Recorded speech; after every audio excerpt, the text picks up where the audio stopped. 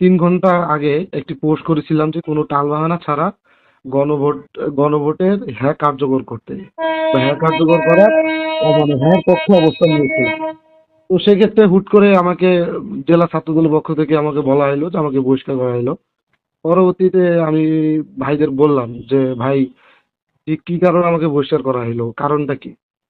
পরে জেলা ছাত্রদলের সিনিয়র সহসভাপতি আমরুল মোল্লা ভাই বলল যে গণভোটের পক্ষে অবস্থান নেওয়ায় তারা এই সিদ্ধান্তে আসলে আসছে যে আমাকে বহিষ্কার করবে।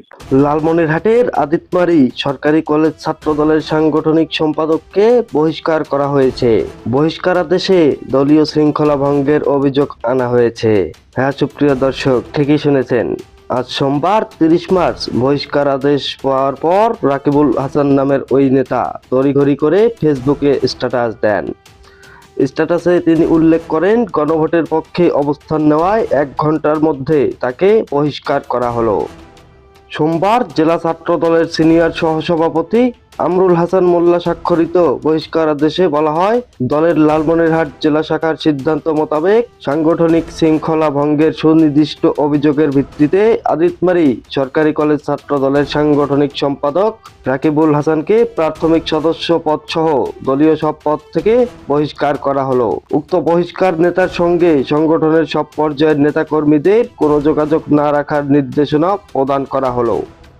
এদিকে লালমনিরহাট জেলা ছাত্র দলের সভাপতি সৈয়দ সাদিকুল ইসলাম পাভেল ও সাধারণ সম্পাদক জাহাঙ্গীর খান এই সিদ্ধান্ত অনুমোদন করেছেন।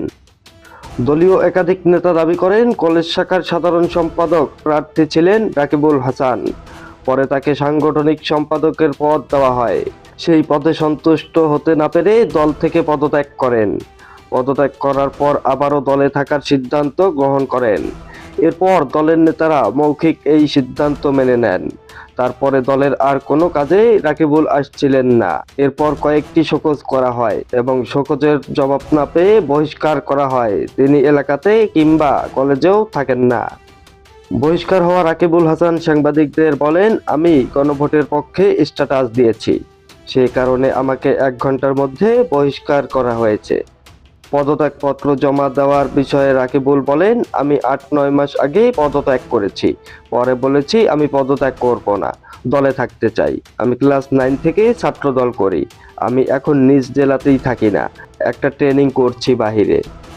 জেলা ছাত্র দলের সাধারণ সম্পাদক জাহাঙ্গীর খান বলেন, আমরা দলের শৃঙ্খলা ভঙ্গের কারণেই তাকে বহিষ্কার করেছি। এর আগে অনেকগুলো শোকজ করা হয়েছে। সে নিজে এলাকাতেই থাকে না, দলীয় কোনো কাজেও তাকে পাওয়া যায় না। আমরা প্রধানমন্ত্রী তারেক রহমানের নির্দেশনায় দলকে পুনর্গঠন করে ঢেলে সাজানোর চেষ্টা করছি। এআই রাজীব, খবর, লালমনিরহাট।